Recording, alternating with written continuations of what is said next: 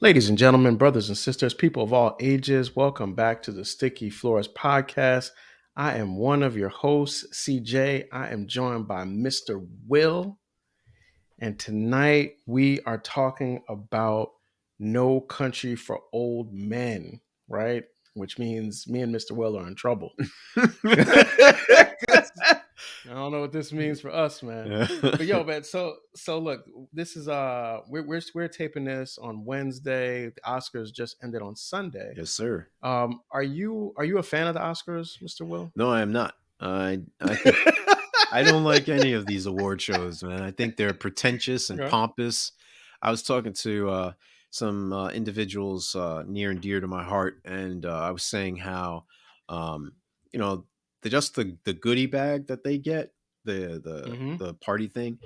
You're not Mm-hmm. talking The about swag bag. yeah, you're not talking about your average like maybe a ring pop and those plastic toys that maybe it's a whistle and it doesn't really blow anything. It's just maybe a dog can hear it, but it doesn't really blow anything.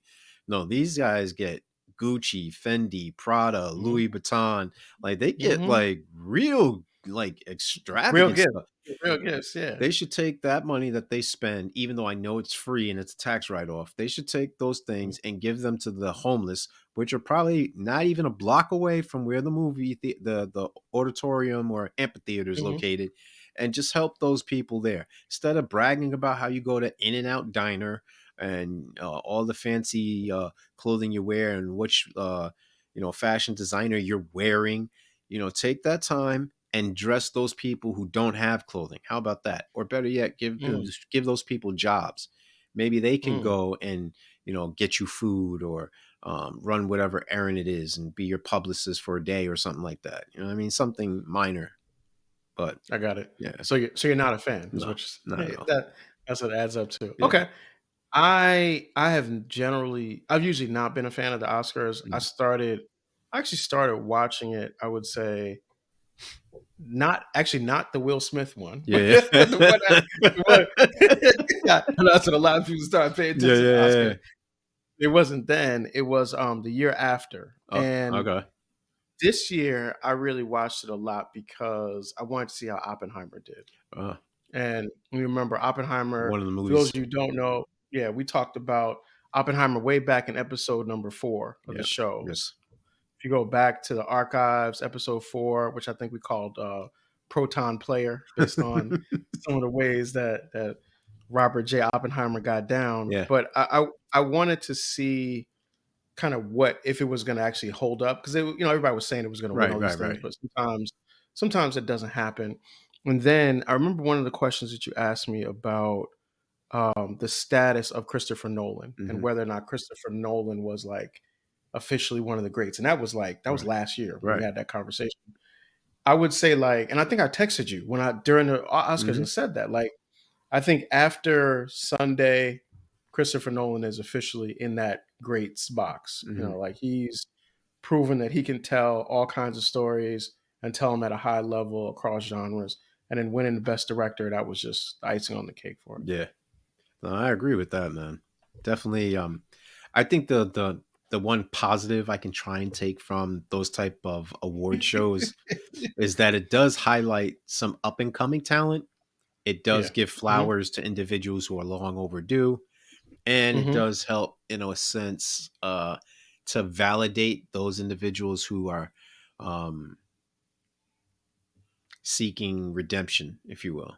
So, Yeah. for in the case of Oppenheimer, so for a Robert Downey Jr., where he's Absolutely. on the Yeah. upswing, even with the whole Iron Man thing, et cetera, him going back into the movies that portray him as a more serious, developed individual Hmm. actor, I think it leads more credence, more credibility. Yeah. I think it's also interesting, like, to see the other categories that you don't usually think Oh about, yeah, like yeah, yeah. best score, Mhm. best cinematography, best sound editing. Like, Yeah. it makes you appreciate everything that Well, goes yeah, into making a movie and making like a high quality film. definitely, definitely. You know, so yeah, so that I think is a good segue into this this week's movie, which is No Country for Old Men, Yeah. right? Yeah. And this is a movie. This won Best Picture in 2007, Mm. Best Screenplay, Best Director, and then Best Actor for Javier Bardem. Did I say that right? Yeah. Javier Javier Bardem. Bardem. Yeah, one of them. All right. So yeah, so he got it too.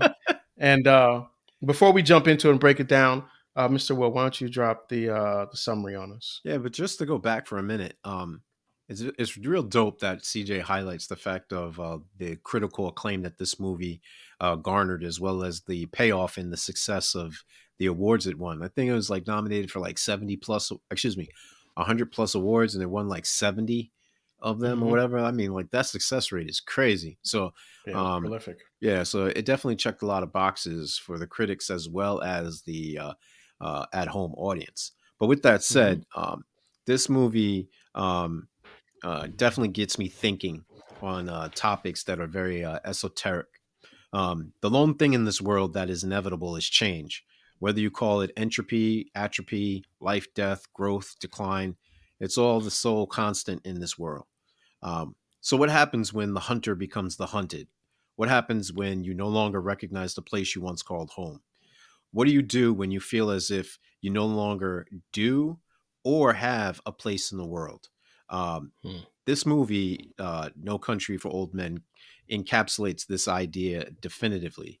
Um, it takes place in the 80s, so it's a little bit nostalgic. And for the younger audience who's not aware of maybe the political, social, economical climate, this movie gives a glimpse into that as well. The Hmm. three main characters in this movie are the living embodiment of these notions, and CJ and I are really going to dig into this one. Yeah. So I mean, like this, we mentioned Javier Bardem winning the Best Actor, but you also have Josh Brolin, Hmm. one of the greatest voices in all of movies, and everything I see him in, I just think Thanos every time. Every time I hear him say anything, I saw Dune too, Yeah. and I was watching it, and as soon as he came on the screen, I'm like Thanos, like that's just his voice. It just makes me think of that. And then, of course, Tommy Lee Jones is there as Yeah. well. I know that we're talking about the movies and all the things that go into movies. One of the things I know is really important to you is the detail that goes into the naming of characters and Yeah. like how that kind of gives insight into what the characters are about. So I know you did some research on Tommy Lee Jones' character, Josh Brolin's, and Javier Bardem's. What did you find that you want to share with the audience? Yeah, I definitely like sharing the fact that the etymology of the words and the names we use are very pivotal and critical in not only discovering new ideas about movies you may have seen billions of times, but it also gives a glimpse inside what the writing process involves and the care and the Hmm. meticulousness that these individuals go through. It's very painstaking work. It's not like they just contrive these things out of thin air. I mean, don't get me wrong, words are made up, but the meaning behind it and the inclusion of them is deliberate. So, first character I really want to get into is that of Josh Brolin, only because his name is very hard to pronounce, or at least it was for me. So, I'm listening to Carla Moss, his wife, say Llewellyn, but she has like this twang. So, I had to Hmm. listen to it over and over, and it's a Gaelic, meaning Irish of origin. Um, and I listened like I said, I was listening to them over and over and over again, and I couldn't understand if it was Llewellyn, Lewin, or Luan. But either way, for those that are named Llewellyn or Llewelyn, forgive me for the mispronunciation.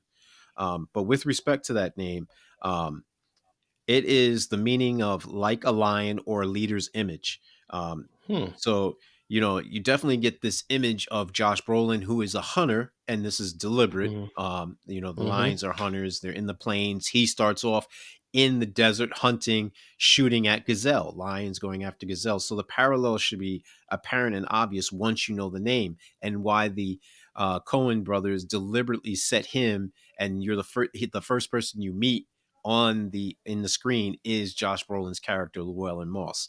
And then you're told that he's a Vietnam veteran, and you see Yep. him with the sniper rifle and him picking up his Yep. brass, which is the term that most military folks use. They don't use casings or shells; they say brass.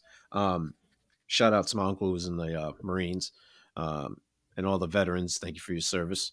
Um, in addition to Llewellyn, just a little more backstory on that is it also means leader's image. It was a name taken up by the bold and the nobles roughly around the 13th century in Wales. It also refers to Llewellyn the Great and Llewellyn the Last. Um, Wait. Llewellyn the Great, like Charlemagne, like Charles the Great that kind of thing. that is correct, or William the Conqueror. Got it. Yeah. Got it. So yeah, I think so. If I can just add a couple things on that, like I think what's really interesting about the Llewellyn character is that when he's introduced, like that scene where the guy asks him for water, Mm-hmm. and he's like he's shot, so he knows like he's done, right? And Right. he's Right. like, I ain't got no water, but he makes sure he takes his gun from him. It immediately establishes him as having a certain sort of slant, Mm. right? And it's like it's not that he's a bad person, but you get the sense that he's definitely looking out for number one at all times, and that comes across very early. And I like how, like you said, they introduce him in the beginning. It's just him out there. He's hunting. He stumbles upon this crime scene, and then he's immediately thinking about, okay, how do I upgrade from this? Like, I joked with you before. The beginning of the movie is almost like an RPG game. Like he starts off with a shotgun, then he picks up a machine gun, then he gets a case, then he gets a bat. like he's adding all these weapons as he goes along. Oh, you can't forget Sorry. the 45 that he picks up too. Um, Right. Exactly. and it, Exactly. He and just upgrades his weapon every for the like he's first 10 packing on a minutes. bunch of things, and his wife even points out the fact. She says, "Where'd you get that gun from?" And he's like, "Why are you all up in my business?" Essentially, he's like, "Why are you all up in Right. my business?" She's like, "I'd Right. recognize that gun. That gun looks new, and it's very like out of the ordinary. It's very distinctive." Mm-hmm. Um, Mm-hmm. but to piggyback off of your notion about the gentleman asking for water on his deathbed, I find it very funny how he's snarky and he's like, "I told you I didn't have no water," and Yeah. his Spanish is broken. But then later on in the movie, he speaks cool Spanish, like even though it's Mm-hmm. with a country Texan Mm-hmm. twang rather. He still speaks enough Spanish where it's like you knew what he was saying, man. You could have told this dude like, "Look, I don't have any water. I'm sorry that you're in this Yeah. predicament, etc., etc." But with respect Yeah. to He ain't. water, um, the meaning of his last name is very, very, very in tune with that. And it is a British origin last name meaning savior, born of a god, descendant of Moses, Pete Bag, Mm. saved from the water, descendant of Moses. Mm. So there's a reason why he's in the desert. Moses, parting of the Red Sea, the Mm-hmm. Pharaoh trying to get them, they're trying to get out of Egypt, Kemet. And the Mm-hmm. fact that the gentleman says, "Hey, do you have any water?" And he's saying, "I told you I ain't got no agua." So, with regards Yeah. to your commentary about there being a slant to him, that could fall in line with that. I didn't necessarily look at it as a slant, but more like military training, where it's like, hey, you Mm-hmm. always got to be on guard. Don't ever, fall for the boogeyman or the banana in the tailpipe type of deal. Yep. So I just figured it was him being precautious. Yeah. It also reminds me of how he saved himself from by jumping in the water to Mm. escape from the Mm-hmm. people that were chasing him and the Indeed. dog and everything. Y- So okay, cool. So that's Llewellyn Yeah. Moss. Okay. And then with respect to the next character I want to speak to is the epitome of just psychoticness, chaos, total disruption is Mr. Anton Kajur. Sugar.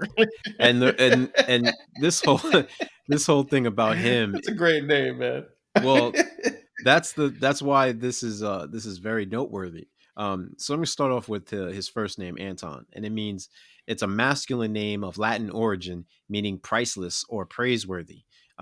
It's derived Hmm. from the Latin name Antonius, an ancient Roman family name. Anton is also a Slavic and Scandinavian take on ant. Names such as Anthony and Antonio, and is a particular prevalent choice in the Russian and Germany community. Germanic communities, respectively. So there you go. You have the lineage where the Romans, they did invade these Scandinavian countries. They did spread certain things, so you'll see, these names which are originating from, maybe Anthony or Antonius, as in this case, and then you have all these different derivatives of it. The fact that he is not praiseworthy, the fact that he is not priceless, even Hmm. speaks further to the irony in his first name. Yeah. I thought for sure Anton was a name that came from like Harlem in 1947. So the fact that it goes back that far, cheers to that. He also has like a great introduction where he like strangles the police officer Yeah. in the station, and he's got this crazy look on his face when he's doing it the whole time. And it's just like right away, like they introduce his character, and you're like, oh, this guy's a maniac. Hmm. Like there's no question who he is and what he's all about. Now, is there a breakdown for Oh Sugar? Is yeah, there like most definitely. also okay? All Most right, let me hear it. Let me hear that one. Well, Let see, me the hear that. thing too, just to piggyback off of the scene in which he murders the dumbfound, and again, this is another stereotype where the deputy is the dummy, the clueless, the hey, let me go talk to the sheriff. He knows everything, and I'm the young clueless, uh, individual who's tagging along the Robin, and even that's a bad analogy, but the basically the tag along. Um, it doesn't do the service as much as I like it to. And with respect to his last name, Chigurh is basically a derivative of the Spanish word segur. That's Segur.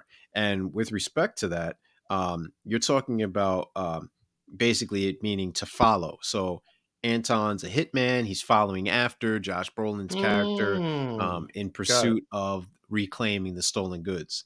So his Got name, it. it fits together. He's going after a very priceless item, the money, $2 million. Mm-hmm. But he's a very uh, just disparaging, despicable individual.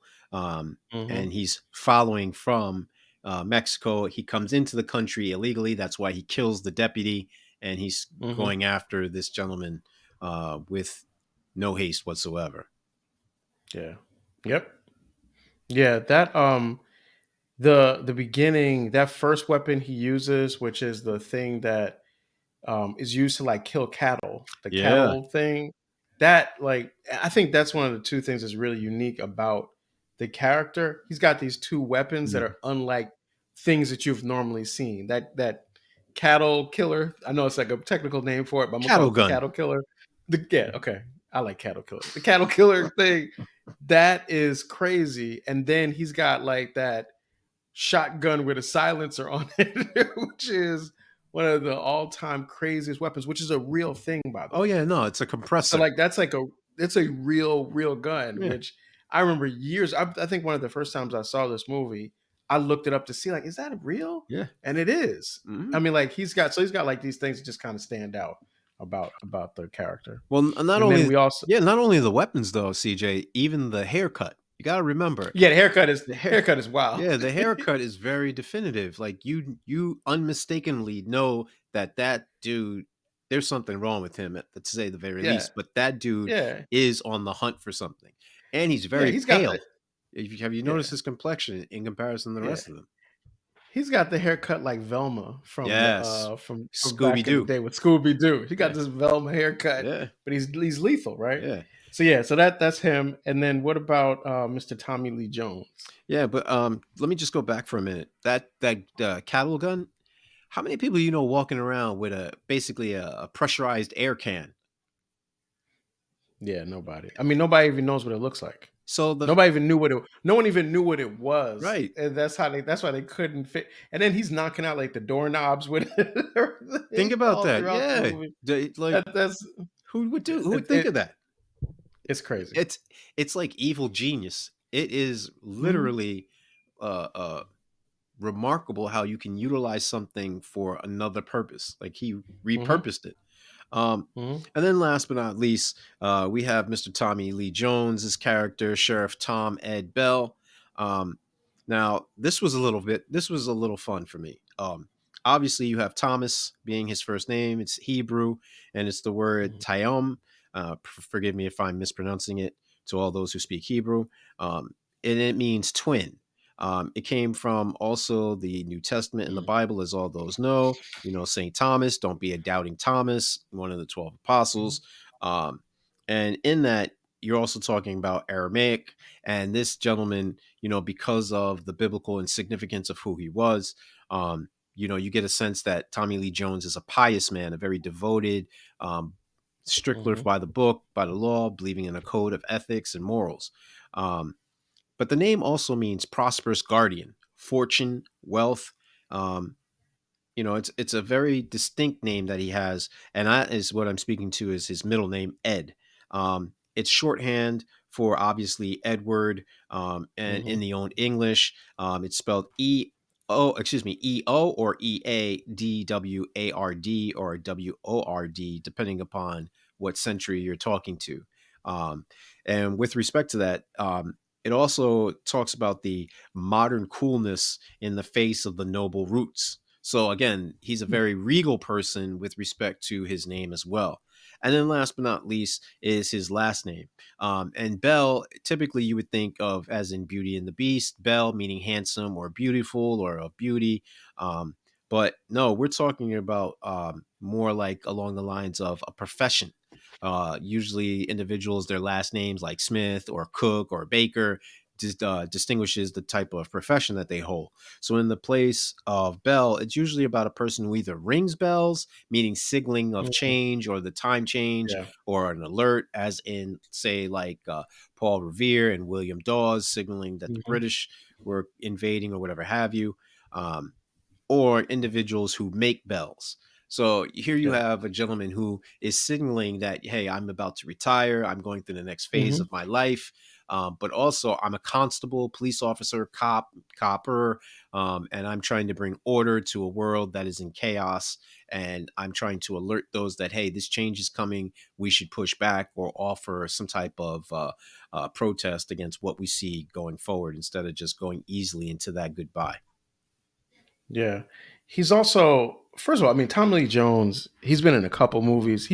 He's great at playing cops. Yeah. Like he's just a great cop. Yeah. I love him in the sequel to The Fugitive, Oh yeah, yeah, yeah, where yeah, yeah. where he played where he was hunting Wesley Nice. Snipes. Yep. Yep. Yeah, I forget what the name of the movie was, but he's always been good, like in that cop role. When he's introduced in this movie, right away he's established as like a really competent police officer. Like he Hmm. breaks down the crime scene, he figures out that there was cocaine there, Hmm. he knows people are from out of town, and he really kind of walks the younger police officer through the whole thing, which I think as the audience kind of helps the audience to kind of understand what they saw before.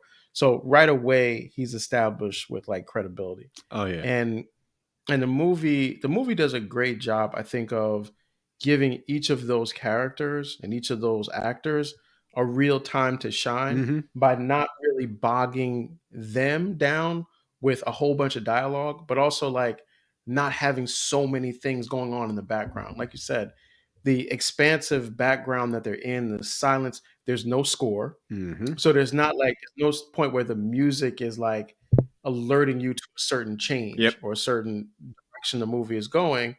And it just makes it feel like, okay, right now I'm gonna spend time with Llewellyn Moss. And then now I'm gonna spend time with Anton Chigurh. And now I'm gonna spend time with Ed Bell. And I just think it's executed really well. Oh yeah, definitely. And the movie you're speaking to is U.S. Marshals. That That's it. Yep. and Yep. the thing that I like, that I definitely got to highlight about Tommy Lee Jones is, um, you get the sense. I mean, like this gentleman has had a career that spanned over 50 years. I mean, like I think his Mhm. first movie was in like 1970. So I mean, you're talking about a very extensive and expansive career, and as a result, his influence is felt in so many different genres because of the type of characters that he's played. I mean, I remember him as Two Face and Batman, and that Yeah, wasn't even my Batman first. Forever. Yeah, that was Yeah. my Yeah. first Yeah. Yeah. introduction, Yep. but that stands out because I'm like, there's no way he could play something zany like that. But then also, Hmm. he's also in that movie with Cedric the Entertainer where where he's a lawman. He's supposed to be protecting these cheerleaders. I can't remember the name of it, but that's more like Hmm. a buddy comedy type of thing. So like Hmm. he's very Hmm. diverse in the roles that he Yeah. can portray. There's even a movie with what's the gentleman who plays the um, the collector in the Guardians of the Galaxy movie. Oh, you're talking Yeah, about he's in a movie with him, yeah, I know you're talking about. I know you're and talking they're about. Yeah. yeah, he trained him, and he's out on the hunt, killing people, and Tommy Hmm. Lee Jones has to bring him down, and he's trying to tell Hmm. the FBI, like, hey, I trained this guy, I know what's going on here, you Yeah. need to trust me. I just say that to say that the roles he plays, the even though there's a familiarity there, but there's also a sense of like, oh, I've never seen him do it like this before, this is a new Yeah. take on basically an Mhm. old character. So I always find Yeah. that unique. Yeah, he's serious about it. And like you said, I mean, he's had a great career. I forgot about the Batman Forever thing Hmm. until you just brought it. Because in my head, every time I've seen him, it's been something serious. Yeah. But he does have that range where he can do something that's like as campy as that portrayal of Two Face was. Yeah. So I want to go back to something you mentioned in the beginning, Hmm. which is the idea of change. Yeah. And I think that that's a theme that's kind of running through this movie. And the characters are wrestling with, I think, like the idea of like something changing and how much control they have over it. Mhm. So, like with Tommy Lee Jones' character, he's retiring, right?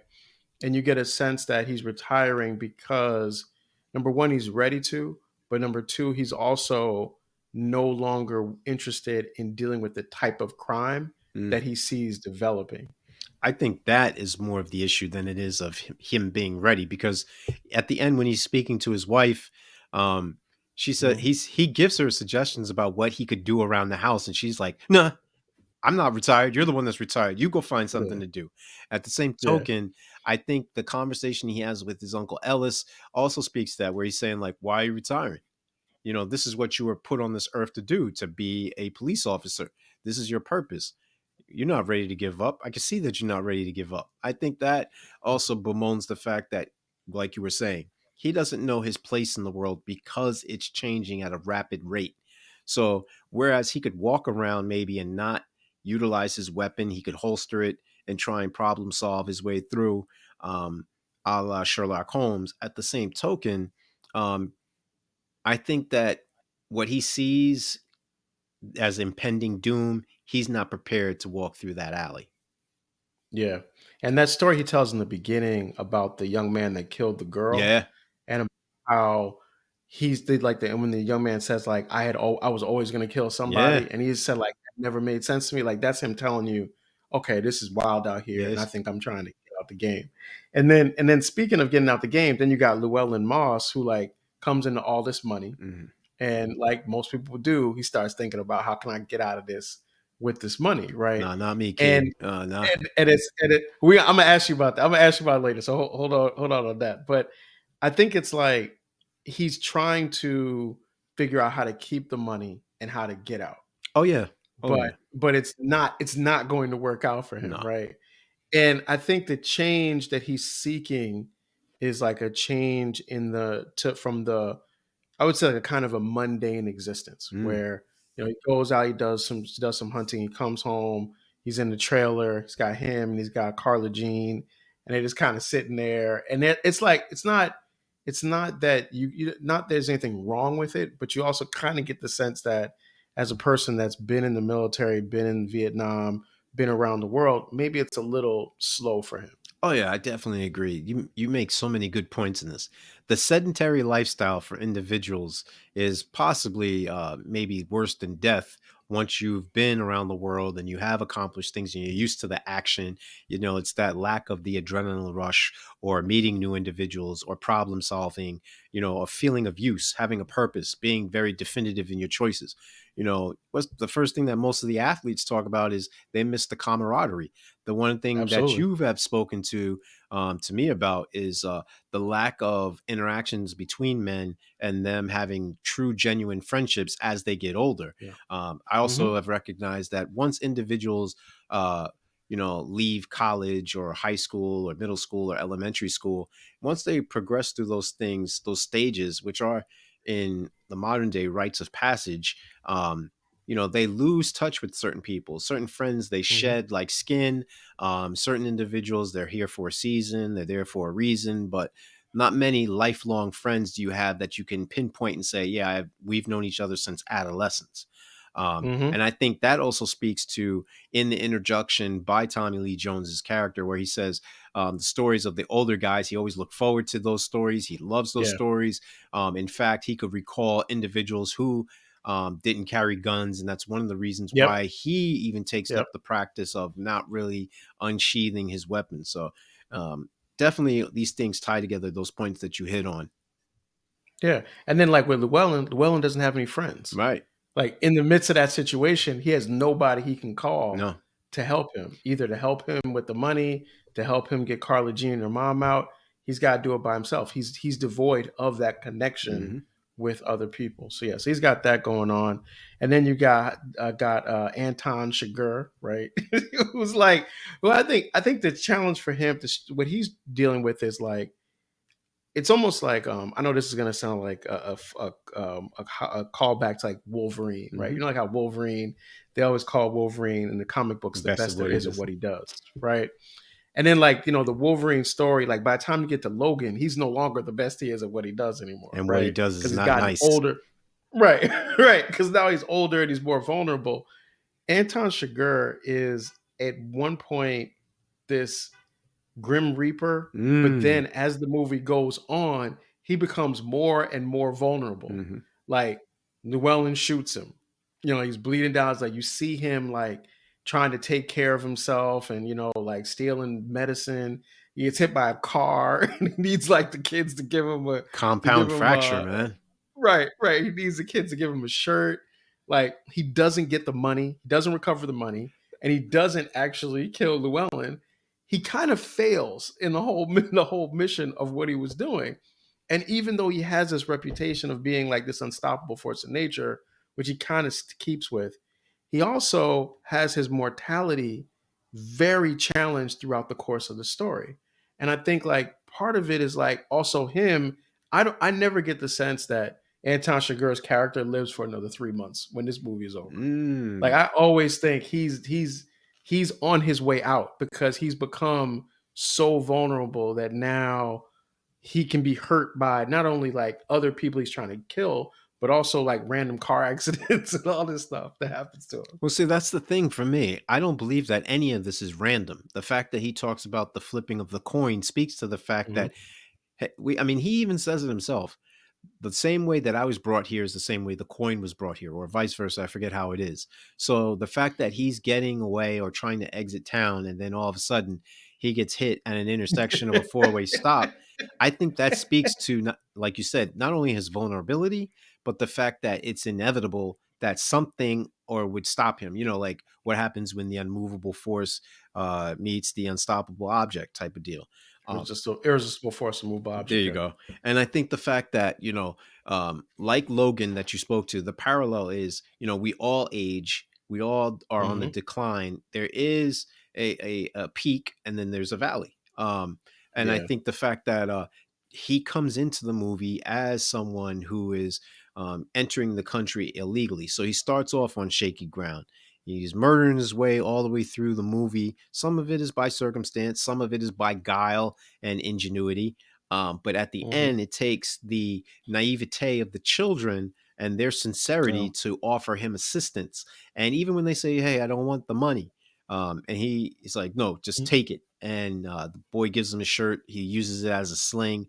Again, it speaks to the kindness of strangers. Whereas this stranger was out here looking to just hurt people for no apparent He's reason. anything but kind. Yeah. Yeah. So these things Yeah. become crystallized at these particular moments, and they help to drill home the point that, hey, anything can happen at any given moment. So what appears as random is really all according to a plan. Whatever power you adhere to, whether it be Jah, Jehovah, Yahweh, the universe, I think that it's all capsulized in this movie that, yeah, some people believe this way, some people believe that way, but all of it is for a higher purpose.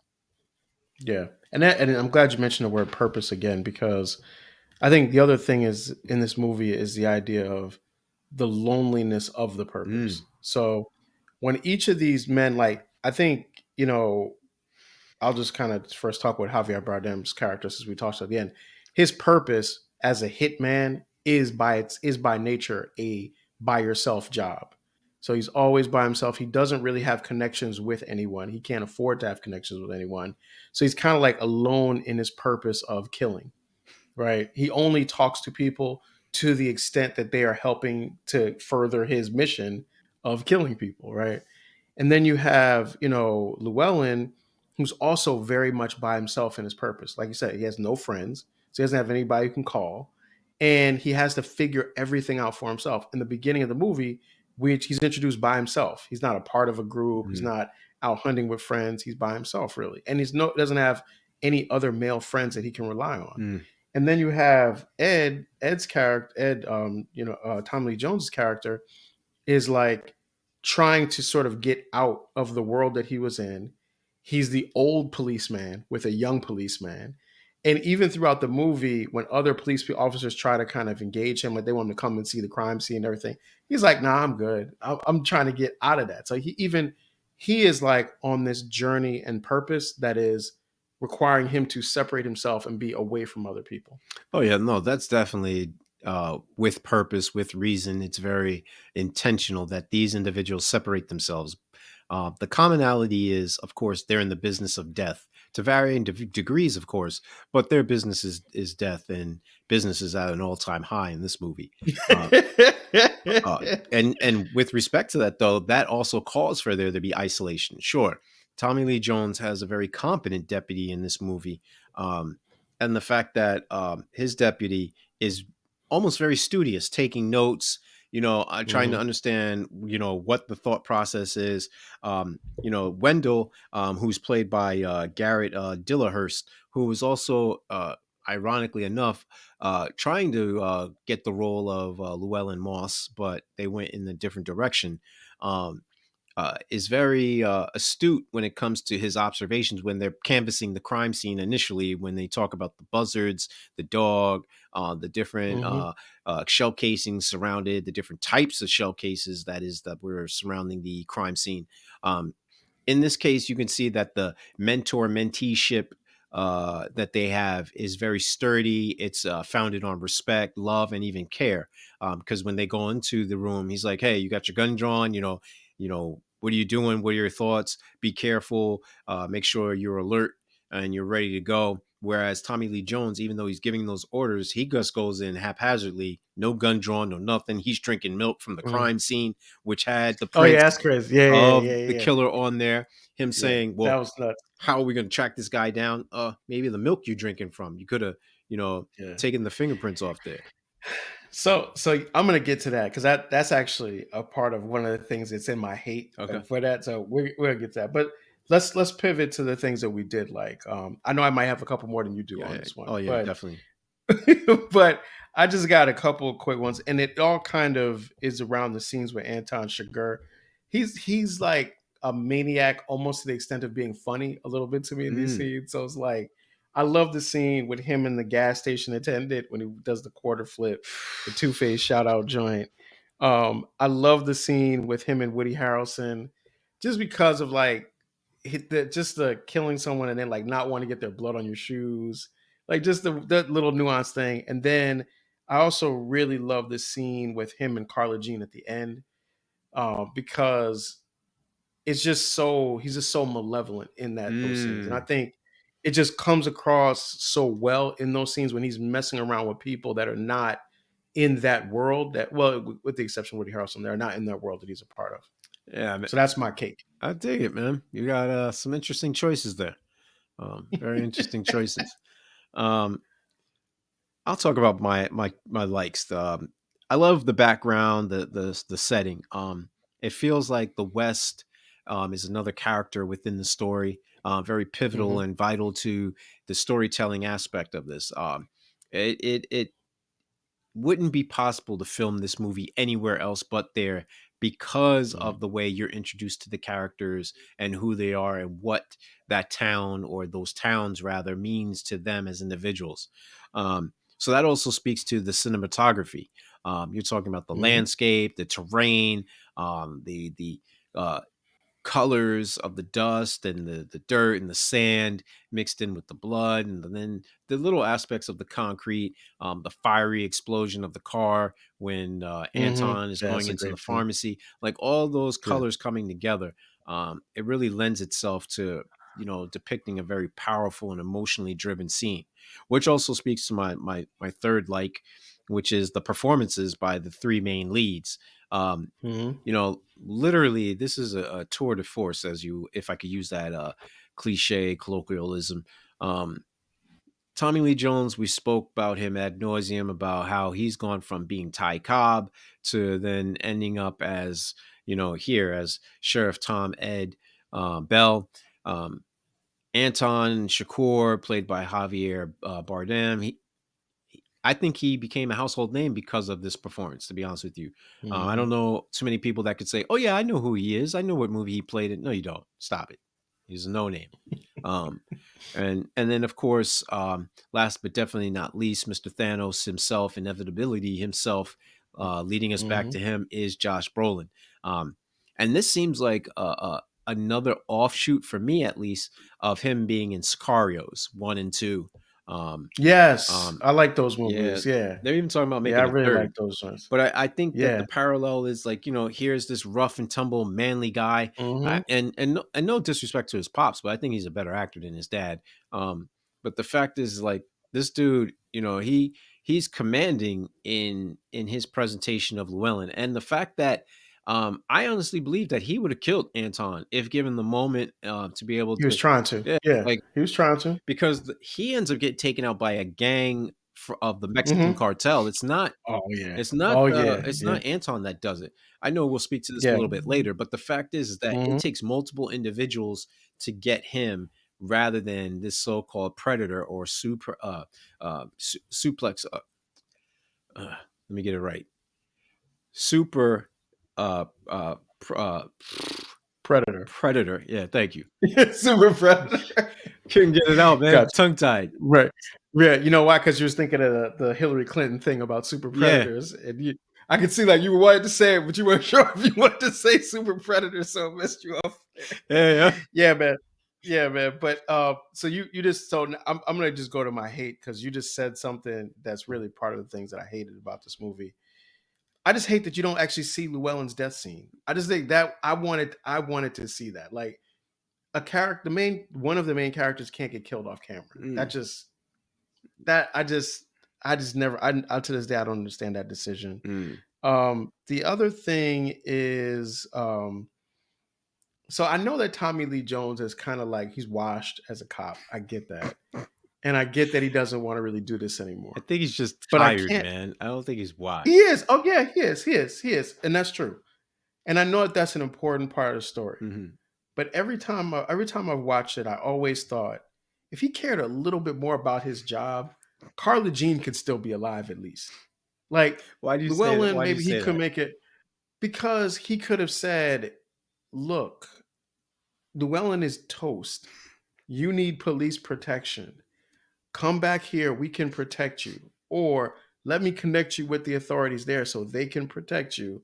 This isn't up to you. Your husband is being hunted by a cartel and a maniac. This is not going to work out for him. And if I could find you here, they will find you Mm. here."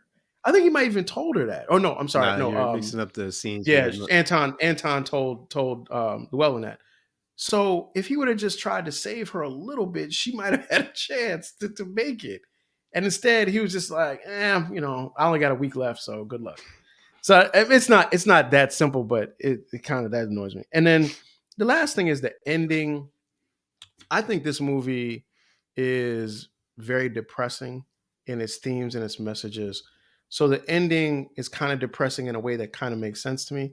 At the same time, I still felt like there was some kind of conclusion I needed. Like even if even if Ed had been at the end, he was reading the newspaper and they said, "Oh, Anton Chigurh, set on fire at his house," so like something like that. Like that would have worked for me. I just needed some closure to that, and I just didn't feel like I got it. So those were my hates. No, I'll definitely. Definitely in the same boat as you with respect to the foreboding and the foreshadowing of death lurking around the corner at a moment's notice. I definitely didn't appreciate the deaths of Llewellyn and Carla Moss, and even Carson Wells, played by Woody Harrelson. Um, Mm, with respect to Llewellyn and Carla, like you said, Carlin gets killed off screen, but she tells him, mhm, "Look, it's not the coin doing this; it's you." And mhm. and Yeah, as she Woody does. Woody said, you're a sick individual, man. You need help. Mhm. You're the one who's walking around killing people. I'm a Yeah, colleague of yours, and you're yeah. upset that I was hired to do the same job as you? Which also Mhm, leads to him killing his employer, which also led to mhm. him killing the two guys who he's supposed to be working in tandem with, who are showing him the Yep, crime scene, trying to figure out what's going on, giving him the inside information he needs to finish the task. What does he do? He kills them. For what? It's yeah, not that, hey, yeah. we don't know who you are. Everybody knows who you are. You don't wear a mask. Mhm, You advertise yourself as this sick individual who will kill anybody. I mhm. don't know. Which leads. So wait, let me ask you a question about that. Is that different from Darth Vader in The Empire Strikes Back though? Oh, this When is he's killing up all the people on the ship that like, no, oh, you messed up, you dead. no. Oh, you taking over, now you dead too. No, Is this it is that is it totally different to that different. one? The context is Okay. different because Okay. I know. you know the I know. I'm backstory. just I know. I I know know. you're I joking, know. but I for know. the Yeah, yeah, audience yeah. that we do have a younger audience who may not have seen the Star Wars movies, the backstory behind Anakin humanizes him. Anton is a straight, he's a psychopath. He's a sick dude. He Mhm. needs to be literally institutionalized, if not put down, Mhm. like lobotomized. Like Mhm. he's He's a villain. He's no, no, he's a no. real villain. He's more than a villain. There's not a term for what he is. Like he's something different. He's on another plane. Like he's somewhere else. Mhm. Um, and that leads me to my final dislike, which is um, I definitely like, movies that use books as inspirations, but the Mhm. deviation from the book to this, where they do have certain talks about the confrontations between Llewellyn and Anton. Like Llewellyn doesn't get injured in the book. Llewellyn is the one who Mhm. injures him, and then it's the cat and mouse pursuit. Llewellyn even ties this dude up. The only thing that I don't like about in the book is he ties him up and he leaves him. Should have killed him. Yeah, put a bullet Mhm. in him and he's done. That's the part that really bothers me. Um, but yeah, um, as you can tell, I wasn't really a fan of this movie. You know what? It's so funny because when you not funny, but when you just said that I have a question for you Hmm. based off that. So if we can pivot to the questions. I got four for you now, Okay. and one just based off what you said. My first question is, and it deals with. I guess I'll start with the end of the movie. So what does Ed's dream mean at the end? Like Ed tells the story about these two dreams, and then the movie just ends. What's your interpretation of what Ed's dreams are about? Yeah. So with respect to Bell's dreams, I have a couple of different theories as to what his dreams are about. The first being is um, he talks about, look, he sees his dad as a young man, and then he sees him and he says, look, I lived longer than my dad did. So that speaks to Mhm, mortality. Here's a person, mhm, I mean, most people idolize their parents, especially a boy and his father. So he sees some of himself in them, but he tells his wife, I lived longer than he did. So I'm the one who's yeah, the elder statesman. He should be honoring me. He should be looking up to me. So that's one aspect of it. The next part that I think is that he's allowing himself to come to terms with the struggles that he's had in his life. The whole purpose behind the movie is him keeping this deep, dark secret. That being that he abandoned his platoon mhm, in World War II. Even though these individuals were dying or were dead, he feels this tremendous guilt, which is what led him into the law enforcement profession. And the fact that he feels that he may have failed Llewellyn and even Carla to a degree, also speaks to this tremendous baggage that he carries around with respect to honoring, serving, protecting those who are unable to protect themselves. And the camaraderie is they're both soldiers. So again, he's failed another soldier, another brother in arms. So okay, the parallel is that here in the first dream, his father has entrusted him with money. So you're talking about trust, and the movie centers around this money that was entrusted to these criminals. Llewellyn picks it up. He's on the run. He's trying to get away. and in turn, he ends up meeting his unfortunate demise at the end. And then there's a second aspect on the dreams itself too, where you're talking about reconciliation. You're talking about going through the mountains, earth, the heights, pinnacle, the Genesis, his father carrying the torch, leading the way, the guiding light. Hmm. His father is always going to be there for him, always going to say, hey, I have a place for you here. There's an unspoken love that may be there. So he may not be the one that's very demonstrative, hugs, kisses, saying, I love you, I'm proud of you. But through his actions, hey, I provided this light for you, right? The Chris Rock joke. Hey, I provided this gas. You got a roof over your head, beds, I'm providing for you. That shows that I take care of you, I prioritize you. And then you got the dark and the cold. This talks about inevitability of death, the blackness, that cold sensation that individuals feel once the blood is leaving their body or their body temperature is lowering.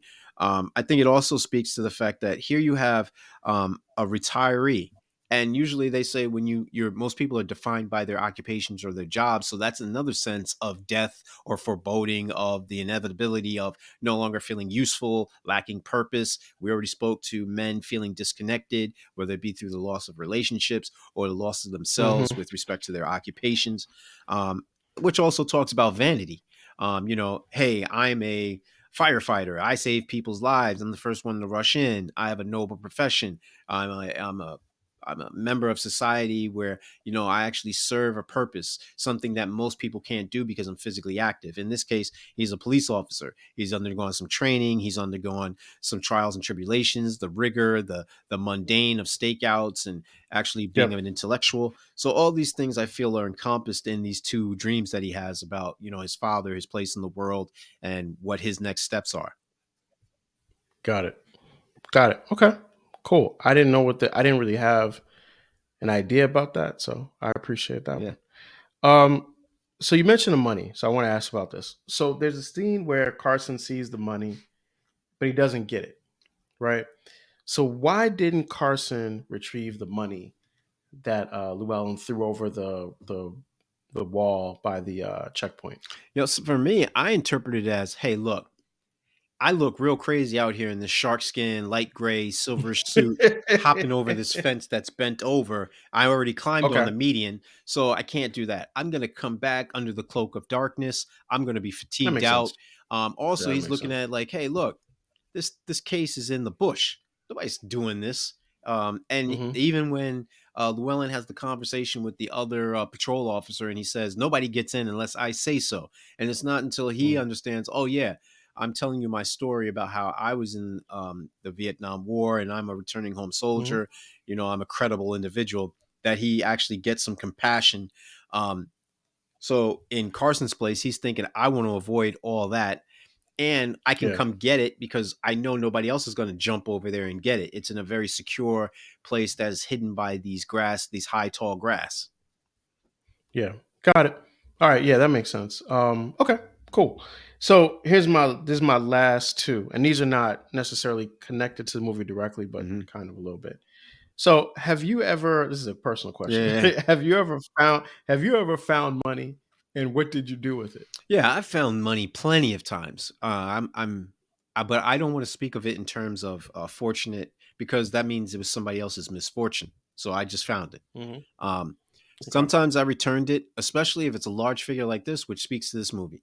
Somebody does Yeah, if it's 2 million, you better do. Yeah, People don't lose 2 million. $2 million. Nah, they coming They out. coming They after gonna that. find people gonna find So $2 million. with That's gonna happen. Yeah, so I've even heard stories about in numerous locales where individuals find money that may have fallen off, and come to find out, it was an armored truck making a delivery or picking up, et cetera, et cetera. These are crimes. Everyone knows that Hmm. it's on the books. Like, this is not your money. Or even like individuals. I even read the story where a cop ended up getting money deposited into his bank account. He spent like 30 G's, and he was surprised that they were taking him to court for stealing. I think I heard that one too. Yeah, so the Hmm. fact that um, large sums of money, that scares me. Like, that frightens me. So yeah, $20 here, $50 here. Yeah, I'm pocketing that, man. I'm keeping it moving. Um, but It's like You're calculating the amount of the Yeah, money equals out to the amount of crime. yeah, Then risk, man. You know, I could see you turning it into the police, but then I'm thinking, nah, you got to put your name on it. You thinking you could come back and retrieve that finder's fee, whatever have you.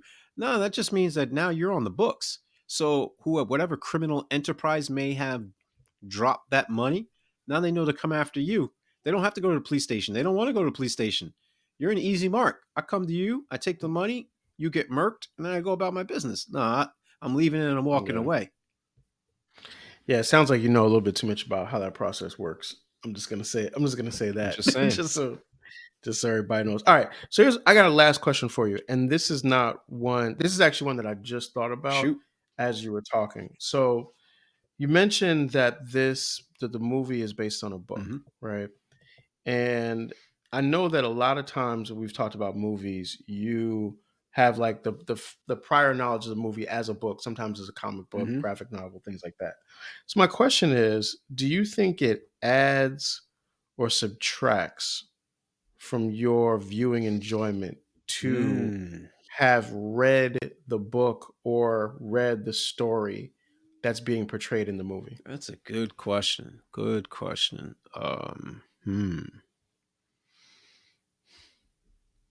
I'm gonna say it remains the same. I know that it was a good book, but I didn't really care for it either. Just like Okay. the movie is a good movie, but I don't care for this movie for a lot of the Okay. similar reasons too. Okay. All right. Cool. All right. That's mine. You got any questions for Oh me? yeah, most Or- def. Um, are we like Sheriff Bell watching the end of the world dying? Excuse me, watching the end of a dying world. yeah, I think so. Um, I hate to say it, but yeah, you know what it is though. I think like so. I make this joke sometimes with you and with some of our friends where I say like we're from an older version of the Matrix, hmm right? And what I just mean by that, of course, shout outs to the Matrix, which we got to talk about this Most one day. yeah. But I mean, it's like the notion that like I think they talk about the different generations, millennials, Generation X, Generation Z, all that. That's real stuff, Mm, and there are certain attitudes, dispositions, social mores that are attached to being born in a certain genre, a certain band of time. Mm-hmm. I think that like if you don't keep evolving or keep trying to move forward with whatever the changing thing is, you do get left Mm, behind. And I think like it once you decide that I don't want to keep doing that, I don't want to keep adjusting, I don't want to think that the next thing is just as good or better than the thing that I was familiar with when I was young. I think if you maintain that mentality, then essentially the world that you were a part of is dying. mm, And as a result, a part of you is dying with that. mm. I like that. Now, my second question is evil winning? Is evil. That's a good look. First, I mean, that's evil winning. Um, dang. I mean, like evil is up at halftime for sure, man. Evil. I mean, like evil is up like 17-10 at halftime, man. And evil has controlled the clock. It's. I mean, like how? I mean, I don't know, man. That's hard. I mean, yeah, yeah. I think so. I think, but you know what the thing is that, and I don't want to get too bleak with this, but almost all, I'm sure many religions have an idea of the end, the end time coming, Right. right? And the idea that things start to move in a certain direction that bring the world to an end. And sometimes I think like, gosh, you see how crazy stuff is. I'm not saying that the end of the world is like 100 years from now or 600 years from now, or 30 years from now. But it does seem like things are trending in a really uncomfortable, inappropriate, and bad direction. And now, we have so much more access to things. And I will say it begs the question, was the world always as crazy as it is now? And it's just that we couldn't see it because we didn't have all the technology? Mm, Or is it that it's more crazy because of the technology is moving everything at a faster clip? In either sense, I will say, yeah, I think evil is definitely up at halftime. 17-10. It's controlled the line of scrimmage. it is it's won the turnover battle in the first half.